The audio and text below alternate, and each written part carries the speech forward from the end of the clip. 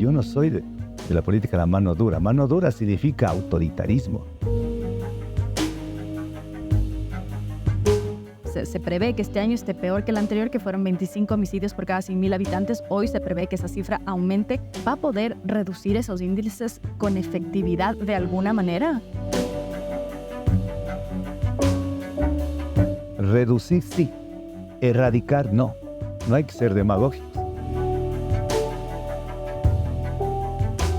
A mí me cuesta sentarme con una persona que yo no estoy alineado, por ejemplo, con Otto Sonnes-Hosnes, que él es extractivista, y hemos conversado de manera mirándonos los ojos, que él sí cree en la explotación petrolera, minera, y yo no lo creo. Bueno, eso es democracia. Claro, eso es democracia. Hola, hoy estamos con Yacu Pérez, candidato a la presidencia por la Alianza Claro que se puede, Democracia Sí y Partido Socialista Ecuatoriano. Bienvenido, Yacu, un gusto tenerle aquí. Gracias a usted, un honor siempre, la segunda ocasión que estamos en un proceso electoral. Pero hay que agregarle también, ahí está Unidad Popular, Pachacuti. Pachacuti sin la formalización por el tema interno del partido. Así es. Unidad Popular, tiene razón. Yo quiero empezar con el asesinato de Fernando Villavicencio. Esto cambia por completo el contexto en el que se desarrollan estas elecciones de por sí, ya anticipadas, no estaban previstas originalmente. ¿Cuáles acciones concretas, después de ver cómo un candidato presidencial es asesinado y que además para muchos países que han pasado por situaciones similares dicen que este es un punto de quiebre y muchas veces implica el inicio de un proceso de años de violencia y un difícil retorno? Si usted llega a ser presidente, ¿cuáles serían las acciones concretas para evitar en este año, apenas más de un año que tendrá para gobernar, de que esto suceda en el Ecuador? En efecto, primero mi solidaridad, insisto, con los familiares y simpatizantes de Fernando Villavicencio, y a través de ellos también de ustedes como periodistas, que cumplen un rol fundamental en el fortalecimiento de la democracia. Ayer me dio mucha tristeza ver una silla vacía en el debate. En donde absolutamente injusto, absurdo, no una muerte, de un magnicidio en contra de Fernando Villavicencio, que pierde el país. Yo he tenido un respeto hacia él y él hacia mí ha sido mutuo. Nos tratábamos de compañeros, pero más allá, así no hayamos tenido una afinidad ideológica, es una persona que si quería la presidencia era porque tenía algunos sueños que cambiar el país, y eso fue una tristeza. Retomando a su pregunta, más de 50 años dura aún el desangre en Colombia con el asesinato de Gaitán, y luego Galán, antes Carlos Pizarro. Veíamos lejos el asesinato de Colosio allá en México, ¿no? Pero hoy está aquí. Parece increíble, todavía me resisto a asimilar, a creer, y ya está acá. En estas circunstancias, como usted ha indicado, es un punto de inflexión, en donde ya sabemos que llegó, pero no sabemos cómo se va a ir o después de qué tiempo se va a ir. Es más, no sabemos en qué momento se transformó del Ecuador el país, incluso algunos habían dicho, la isla de paz, en un infierno. ¿En qué momento? ¿Qué pasó? ¿Cómo se va a revertir eso si es posible hacerlo? Claro, yo creo que todo es posible revertirlo. Sí hay cómo volver, pero va a ser bien difícil, no imposible, y va a tomarnos algunos lustros, ojalá no sea algunas décadas, con la experiencia que estamos viviendo en México, con la experiencia en Brasil, con la experiencia en Colombia. Es muy difícil porque este rato el Ecuador se ha convertido en un espacio de geopolítica regional. Es bastante curioso y sintomático que ante el magnicidio a Fernando Villavicencio, gobiernos de Colombia, Brasil, Argentina no hayan dicho, esta boca es mía. Pues es muy curioso. En este contexto, ¿cuál sería su primera acción, la más urgente, o las primeras acciones más urgentes para intentar revertir esto? Bueno, varias, ¿no? Una, lo que ya intentamos hacer un acuerdo con los candidatos por ventaja 5 de los 8, firmamos un acuerdo de gobernanza. Independientemente de quién sea el presidente de la República, debemos apoyar en todas las iniciativas que vaya por la seguridad ciudadana y la paz social. Eso es un tema. Dos, creo que es importantísimo tener presente que este problema del narcotráfico, del crimen organizado, del tráfico de armas, tráfico de drogas, de trata, no es un problema local, es un problema global. Ya ni siquiera regional, ya porque no ya regional. impacta también en Europa, en En Estados Europa, Unidos. porque Europa es Estados Unidos, Europa y Brasil son los principales consumidores de la droga. Entonces, a problemas globales hay que dar soluciones globales. Y para eso es imperativo tomar una iniciativa de colaboración y cooperación internacional. ¿Cómo sería? Porque por un lado hay estas acusaciones de que todo empieza con la salida de la base de Manta, por otro lado hay esta idea de que que por la soberanía no tiene que haber bases extranjeras en el país. ¿Cómo sería esa cooperación? Brevemente, sé que usted está con el tiempo corto. Bueno, el tema yo creo que hay que tenerlo presente. En la filosofía andina se dice que el pasado determina el presente y el presente configura el futuro. Entonces, esto no surge de la nada. Esto es un proceso que poco a poco yo le comparo como una olla de presión. Va calentando, calentando, calentando hasta que un rato explota. Y esto comienza marginalmente como un país de paso y este rato convertirse ya en un país de distribución del 70% de la droga en el Ecuador. Entonces, esto yo creo que comenzó con un proceso también de violencia.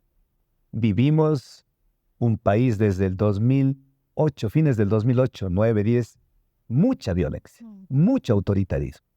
Yo fui 4 veces encarcelado por defender el agua, no por estar involucrado en narcotráfico o crímenes que están tipificados y sancionados en el Código Penal.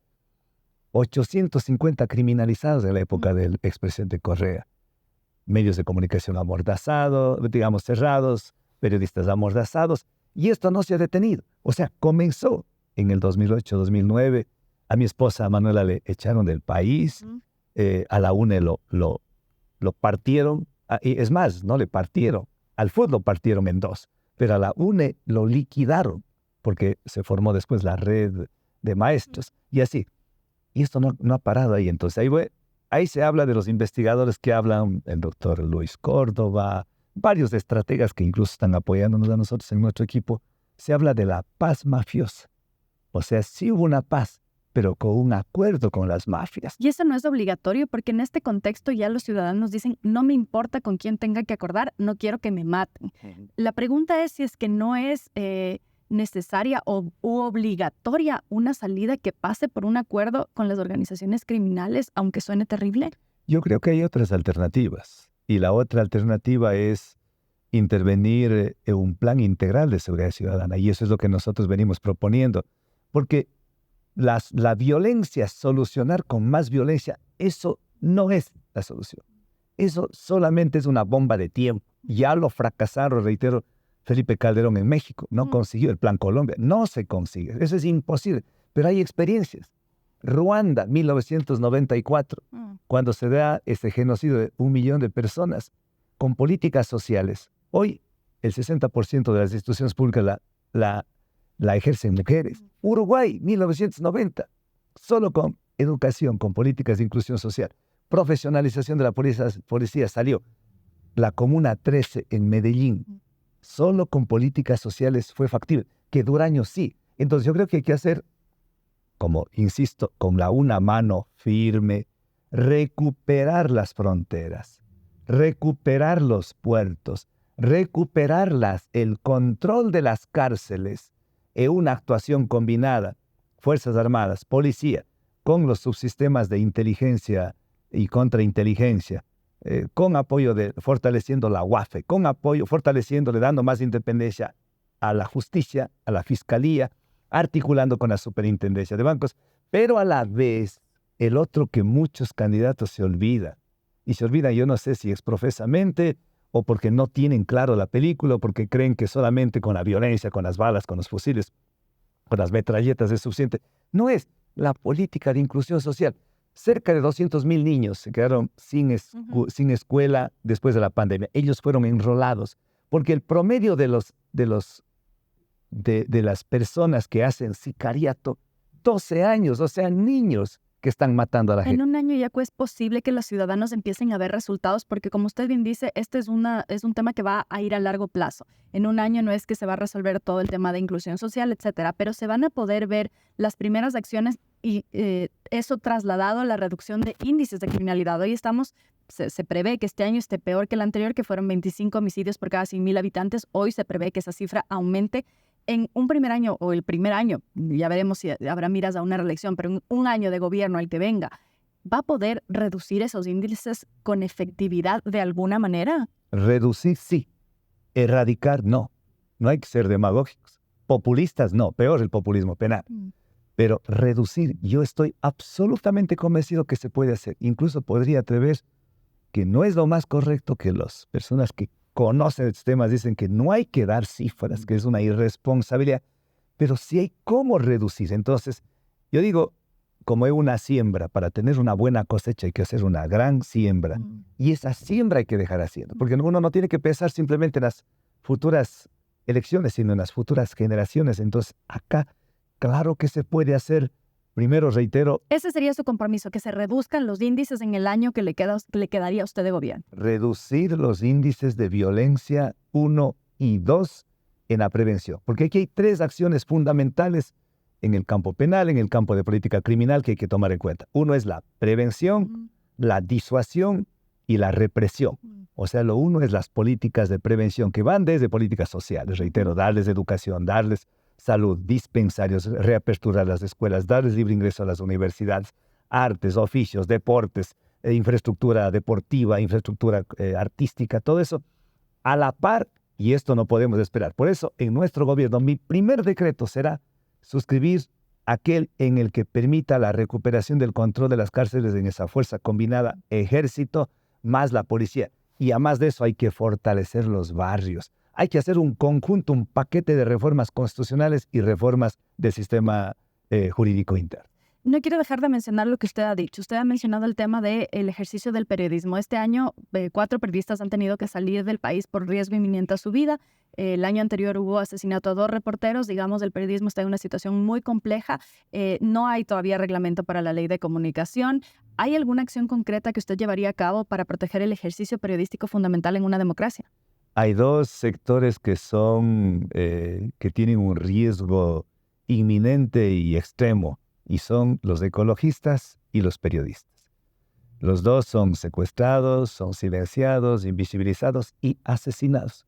Porque recordará también, fueron asesinados Bosco Bizum, José Tendenza, y un compañero se me escapa de la Amazonía ecuatoriana, y muchos criminalizados. Y también periodistas. Y en este caso es periodista y político Fernando Villavicencio. Entonces, es extremadamente crítico. Entonces, ahí, precisamente, yo insisto que estos temas, si bien tenemos que buscar una solución a nivel local, pero también tenemos que encontrar una cooperación internacional, y para eso hay varias entidades que hay que tejer, hay que articular. ONU-DOC, DOT, Pacto, todo esto, no. ONU-DOC es la Naciones Unidas contra la droga y el delito transnacional. Pacto es el programa de asistencia contra las transnacionales organizadas. El DOD es el Es decir, organismo de la OEA. una de sus ofrecimientos y compromisos sería garantizar el ejercicio del trabajo periodístico y también de los defensores de la naturaleza. Usted mencionaba, se le iba el nombre, era Freddy Taish. Freddy Taish, sí, efectivamente. Así es, o sea, hay que buscar que el Estado proteja, les permita el trabajo libre de la prensa. Y las garantías, ¿no? Que tiene que y entregar las el Estado. garantías, pero antes de eso también hay que, con los que ya fueron asesinados o salieron del país, hay que buscar que las investigaciones den con verdad, justicia y reparación integral, y el resto obviamente acciones de prevención. Es ahí que tenemos que articular, ahí fundamentalmente yo veo varias acciones que hay, pero una, la que más importancia la tengo, es contar con información de calidad. ¿Y cómo se Sistemas obtiene? de inteligencia. Exactamente, acciones de información de calidad de sistemas de inteligencia y contrainteligencia, tanto en Fuerzas Armadas, en la policía, en el Centro de Inteligencia Estratégico, para prevenir, para ver qué es lo que está pasando. O sea, tenemos que dar aquí un cambio. Actualmente, la inteligencia solo sirve para perseguir a los candidatos, a los políticos. En el tiempo de Correa fue, en este gobierno también está. Pero no hay para prevenir, para saber qué están pensando, cuál es, porque hay que cortar adelantarse a los hechos. Con inteligencia quizá lo de Fernando En Villavicencio efecto, no hubiera ocurrido. hubiésemos evitado, yo hablo en derecho penal, digo el iter criminis, es todo ese proceso donde está la persona pensando, ideando, meditando, planificando, planeando, todo eso sí se puede evitar justamente que los delitos sean consumados. Usted mencionaba hace un momento la necesidad de que haya unidad como también un mecanismo para combatir la inseguridad. Usted hizo un llamado al diálogo, también lo hizo el candidato Sonnenholzner después de que se supo el asesinato de Fernando Villavicencio. Sin embargo, este llamado no tuvo el eco que el país quizá habría esperado, que es de todos los candidatos sentarse en una mesa, porque incluso en este momento el país requiere estas acciones que parten también desde los símbolos, ¿no? ¿Cuál es el propósito de este llamado? Más allá de una mera declaración, porque al final se hizo esta firma con 3 puntos que de alguna manera la gente decía, pudo haber sido un mensaje de WhatsApp. ¿Cuál es el propósito de esta llamada al diálogo y qué significa que solamente de los 8 candidatos, 4 hayan respondido? 5. Con usted 5. Ajá. Bueno, es una tristeza que no todos hayan podido tener la predisposición de declinar o por un momento dejar al lado el interés partidista, personal, por algo superior, como el Ecuador o los ecuatorianos están demandando la unidad y los acuerdos. Pero de todas maneras estuvo presentado, no solamente públicamente, yo se los hice por mensajes de WhatsApp porque no me contestaban, pero lo importante es que al menos 5 pudimos firmar el documento. Y claro, a mí me cuesta sentarme con una persona que yo no estoy alineado, por ejemplo, con Otto Sonnenholzner, que él es extractivista, y hemos conversado de manera mirándonos los ojos que él sí cree en la explotación petrolera, minera, y yo no lo creo. Bueno, eso es democracia, ¿no? Claro, eso es democracia. Pero tuvimos, yo diría, la madurez política de mirando a los ojos decir, este rato bajemos las banderas y vamos a suscribir un documento. Y eso me alegra. Eso entonces, a la vez también estamos dándoles un mensaje a los ecuatorianos de que sí hay cómo ponernos de acuerdo. Y quizás el elemento más importante de todo eso, más allá de la solidaridad y el exigir al gobierno a investigación, que no quede en impunidad este crimen, execrable, por cierto, pero es, ojalá cuando ganemos cualquiera de los candidatos suscriptores del documento, garantizar la gobernanza. Y esa era la siguiente pregunta. ¿Es posible hacer un gobierno en ese sentido de alguna manera de coalición?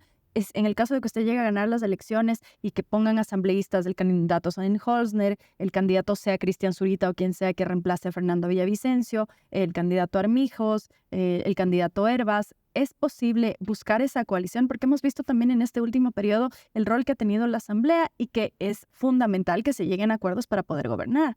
De nuestra parte habrá toda la predisposición y ojalá, aspiro que sean recíprocos también ellos, por eso firmamos, ¿no? Porque no está este rato ese acuerdo sobre extractivismo, porque tenemos posiciones distintas. Pero al menos sobre seguridad, empezar por algún lado, ¿no? Exactamente, sobre seguridad les afecta al chico y al grande, al pobre y al rico, a la clase media, a todos los afecta. Sobre ese tema que sea en el horizonte haya una agenda mínima de lucha contra la inseguridad, de lucha contra la corrupción, de lucha contra el desempleo, de lucha contra la desnutrición crónica infantil. Esos 4 elementos que logremos concertar, yo creo que el Ecuador estaría muy de acuerdo, feliz, nosotros también, y por ahí habría que dar el primer paso. Y hemos dado un primer paso, y ojalá cuando cualquiera de los compañeros llegue, pensamos que nosotros vamos a llegar porque tenemos un poco más la diversidad. Además, a nosotros nadie nos puede acusar de que hemos sido parte de gobiernos pasados, de que hemos sido exfuncionarios del Estado. Los otros tienen esa ese pasado que les mancha, que Ñeco, les ¿qué salpica. pasará con él? Y le corto de rato en rato porque sé que usted está con el tiempo justo. ¿Qué pasará con las otras organizaciones que no asistieron a este diálogo, pero que de todas maneras van a tener un número importante en la Asamblea Nacional? Digamos, el Partido Social Cristiano y el correísmo, básicamente porque ya vimos cuál fue el rol en la Asamblea anterior. ¿Usted también se va a sentar en una mesa, si es que llega a ser presidente de la República, con los legisladores, con los representantes del correísmo y del Partido Social Cristiano? Absolutamente a todos. No puedo yo guardar rencor, resentimiento y peor, vendetta pública. No. Podemos tener ideas completamente o diametralmente distintas, pero si es por el tema de la seguridad, de la paz social, de construir esa paz anhelada, hay que invitarles porque yo soy un demócrata. Llego a ser presidente. Hay un bloque fuerte del uno, del otro. No me gustan ellos, pero es la expresión de la voluntad popular que ellos creyeron en estas personas. Hay que invitarles. Claro, y gobernantes para Claro. todos, Lo ¿no? que no hay que hacer es bajo la mesa. Claro. O Los cargo acuerdos sí estarían de cara al público. a la luz del día. Okay. Todo lo que es a obscuridad, en secreto, eso no va con nosotros. No quiero dejar de preguntarle sobre el rol de Pachacutic y la CONAIE. Pachacutic, por sus disputas internas, no ha podido participar formalmente como respaldo a la coalición que lo pretende llevar a la presidencia de la República. Y también la CONAIE ha tomado distancia de su candidatura. ¿Cómo está su relación con Leonidas Diza, que hemos visto es un líder capaz de movilizar voluntades, ya vimos en el paro de 2019 y en el de 2021, de cara a un eventual gobierno suyo? Bueno, con Leonidas Diza no me he visto más de 3 años, pero siendo objetivos, hay más coincidencias que disidencias. Él defiende el Yasuní, nosotros la venimos defendiendo años. Él quiere que no haya explotación en fuentes de agua, algo que coincidimos también desde hace años. Él lucha por los derechos colectivos de los pueblos indígenas, como presenta la CONAIE igual. Quizás donde lo único que tal vez nos separe es en la mecánica, en los procedimientos. En lo demás no tenemos dificultad. ¿No le preocupa un eventual paro en este año, una situación similar a la de 2019-2022? No me preocupa porque si salen al paro a movilizarse, yo he sido parte de la dirigencia de Cuadronario. Ha estado de ese lado usted también. Estado de ese lado. ¿Y por qué salimos? Cuando el gobierno no escucha. El niño dice, mamá, mamá, pero ya no le escucha y grita. Y a pesar de que grita y no le escucha, y llora y... Eso es lo que pasa con todo, es una reacción, yo creo que natural. Entonces, a las comunidades hay que darles lo que les corresponde, hay que pagar la deuda social, hay que pagarle la deuda ecológica. Y mismo así, si vienen a Quito a movilizar, no hay que recibirles con balas, hay que recibirles como se merecen, con cariño, con el corazón abierto, discutir, ver en dónde se puede atenderles a ellos. Son necesidades históricas acumuladas. Entonces Pachacutic nos está apoyando. Yo agradezco a Marlon Santi, a Cecilia Velázquez, a todas las dirigencias de las provincias. Bases de la CONAIE nos están apoyando. Por eso estamos convencidos que vamos a llegar a la segunda vuelta, porque hemos visto en los recorridos el cariño, la aceptación, la confianza que nos dan a nuestro proyecto. Porque ellos saben que nosotros nunca hemos estado ligados a gobiernos del pasado. Ellos son los responsables de la pobreza, del desempleo, de la criminalidad. Nosotros a los únicos quienes la debemos es a los sectores populares y a los 18 millones de ecuatorianos que cuando seamos gobierno tenemos que conversar con todos, sin exclusión de nada. ¿Qué va a pasar? O más bien, si es que consideramos las últimas elecciones, usted quedó en tercer lugar con este discurso de defensa de la naturaleza, de las fuentes de agua, y que pareció que de alguna manera conectaba sobre todo con público joven que estaba esperando que estos temas se pongan sobre la discusión política, que normalmente no han estado. Ahora es un contexto diferente y algunas personas, leía los comentarios sobre el debate y tal, decían que usted está bien para otro momento porque no entiende el tema de la seguridad. Incluso cuando usted le dice al candidato Topic, le invita a jugar boli, él le dice, no es momento para jugar, es momento para ponernos serio y responder el tema de la seguridad. ¿Cómo responde usted ante este hecho de que podría aparecer un candidato que no es el candidato además de la mano dura, que quizá además en este contexto todo lo que ha ocurrido en el país sí termina siendo un caldo de cultivo para que pueda ganar un candidato con una postura, digamos, más militarista quizá? Sí, esas son las razones del pueblo. El pueblo tendrá su razón. Yo no soy de la política de la mano dura. Mano dura significa autoritarismo, significa militarismo, significa endurecimiento de pena, significa pena de muerte, significa derecho penal del enemigo, significa populismo penal. Yo soy un académico. tengo una maestría en Derecho Penal y Criminología, conozco de la etiología del delito. Y a mí no me interesa solamente aniquilar a los delincuentes. Lo que se requiere es aniquilar, acabar con la máquina que fabrica delincuentes. Y la máquina que fabrica delincuentes no solamente son las armas, es la corrupción, la falta de políticas sociales, falta de educación, falta de empleo. Entonces yo, por ejemplo, ayer al señor Jean Topi le invitaba, porque se le veía muy, muy molesto, bravo. Parte de la salud mental es el deporte. Y yo le invito a jugar un partido de vóley, porque es parte de las políticas sociales. O sea, mi mamá me sabe decir que hay que lavarse con las dos manos, lavarse la cara con las dos manos. Solo con la una, solamente con el gatillo no es suficiente. Hay que hacer con la mano extendida de las políticas de inclusión social. ¿Que eso va a tomar lustros y décadas? Sí. Y que eso tampoco es, hay que esperar tanto tiempo. No, hay que hacer las dos cosas paralelamente. Eso es entender la política criminal. Eso es la labor de un estadista. Si ahora no me toca, pues así será, aunque estoy absolutamente convencido que no es que yo porque no tengo mano dura. No, mano dura no, pero mano firme sí. Y todo lo voy a hacer con toda la fuerza de la ley. En el derecho romano se conoce como lex dura lex. La ley es dura, pero ley. Entonces, con la Constitución en la mano, con el Código Orgánico Integral Penal en la mano, con la ley en la mano, hay que actuar contra el crimen organizado. Esto quiero que quede claro. Yo no me voy a quedar neutral. No me voy a quedar indiferente frente al victimario y la víctima. Yo voy a estar con la víctima. Yo voy a estar con los familiares de la víctima. Yo voy a estar con la inmensa mayoría de ecuatorianos. Que 30,000 personas nos pongan en jaque contra la pared a 18 millones de ecuatorianos, eso no va con nosotros. Es inevitable irnos al tema del financiamiento de las campañas porque esa ha sido una forma de permear en las organizaciones políticas por parte del crimen organizado. ¿Quién financia su campaña? ¿Cuánto cuesta su campaña? Nuestra campaña la financian personas que están vinculados con 5 movimientos políticos. Unidad Popular, Socialista, Democracia Sí, Somos Agua y Pachacuti. Una campaña extremadamente austera, de gente honesta, de gente que trabaja en economías lícitas. Por eso usted podrá ver que en redes sociales hemos gastado a la fecha $5,500 frente a los otros que están rebasando el $500,000. En cuanto a los postes, en todo el país a donde he recorrido, sobre todo en la costa y en la sierra, los postes ya no aguantan más porque están 4 o 5 ahí rostros de los candidatos. Nosotros no tenemos muy poquitas.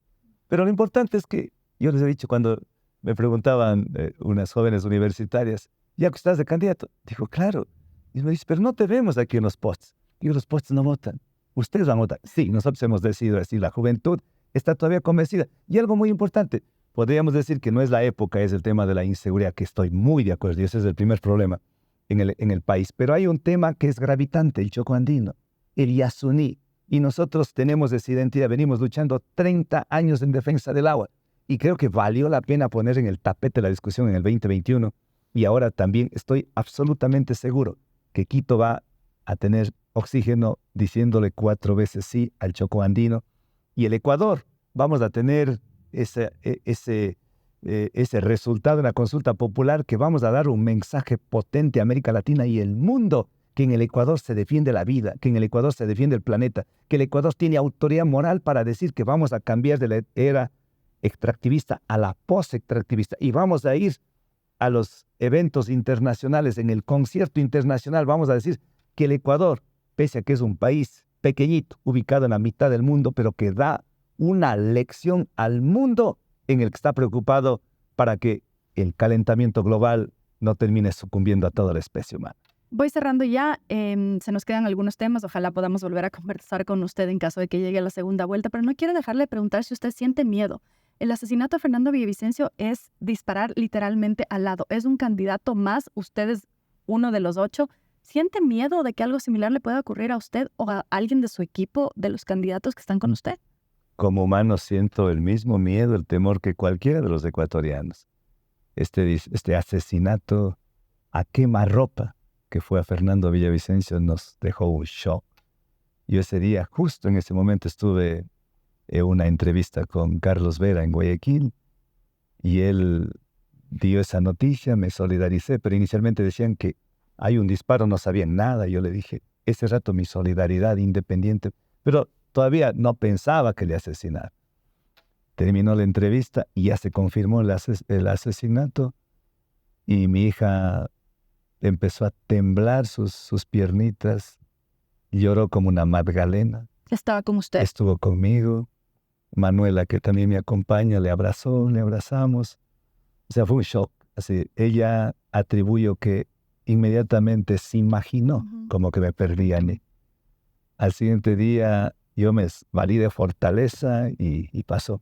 Al siguiente día tenía que ir a dar una entrevista en Teleamazonas y en medio camino me vino todas esas ideas, no pude controlarlo. Me fui otra Magdalena. Yo no tengo miedo a la muerte en términos así, no estoy diciendo que soy poner el pecho a las balas. Uno, el rato que nació empieza a morir, pero me da una tristeza, una pena de dejar a mis niñas, a mi mamá, a mi familia, a mi compañera, y de frustrar todos esos sueños, ¿no? Entonces, por eso, como humano que soy, sí, tengo temor. Pero no usa chaleco, Yaku. No uso porque me resisto a pensar que eso pueda pasar. Mi papá me sabe decir, nadie muere a la víspera. Y un adagio del pueblo inglés dice que quien ha nacido para morir ahorcado no ha de morir ahogado. Entonces casi que como, no creo tanto en el destino, pero de alguna manera el destino se va construyendo. Entonces, Ulpiano, un jurista latino, allá hace 2000 años decía, definiendo la justicia, es vivir honestamente, no hacer daño a nadie y dar a cada uno lo que le corresponde. Eso es nuestra guía. O lo que en el mundo andino dice que uno cuando hace las acciones bien y todo, pero mismo así puede haber algunas cosas, uno se hace imaginariamente un halo que es un cerco que le imposibilita llegar. Entonces, equipo de seguridad, Yaku. Sí, hay dos, a veces uno, a veces dos, a veces tres efectivos de la policía me han conferido, me acompañan, compañeros nuestros que estamos ahí y sí he estado en lugares que ahora ya no hay. He estado en una bahía en Guayaquil, por ejemplo. Estuve exactamente en el lugar donde le asesinaron a Agustín Intriago y estuve eso un día antes en Manta. ¿No se siente muy cerca ese riesgo? Me siento cerca, por eso tengo que ser más cauteloso. No tengo que volver a repetir. Mi familia, mis compañeros dicen, es muy confiado, muy ingenuo. No he recibido amenazas. ¿Para qué voy a estar alarmando? No he recibido. Pero ojalá no sea. Ojalá los ecuatorianos pronto podamos observar una luz que sale al final del túnel. Te agradezco mucho por habernos acompañado. A usted, querida María Sol, y decirles a los ecuatorianos que esta elección no es cualquiera. Es una elección crucial, por eso les invitamos a soñar, a ver el Ecuador del futuro, al nuevo Ecuador. Y al nuevo Ecuador se ve cuando hay una propuesta en serio, cuando hay una propuesta coherente, cuando los candidatos nuestros de Claro que se puede tienen una hoja de vida transparente. Yo de prefecto no tuve una glosa. No tengo un proceso penal. Yo digo, en términos milenarios de nuestros abuelos, chuit, limpiecitos nuestras manos. Y si queremos hacer que el Ecuador vuelva a ser el país de la paz. Y estoy absolutamente convencido que la paz ganará la violencia, que la honestidad ganará la corrupción y que el futuro ganará el pasado. Muchas gracias, Yaku. Esta fue la entrevista con Yaku Pérez, candidato por la Alianza Claro que se puede. Síganos en nuestras redes y en gk.city. Gracias por habernos acompañado.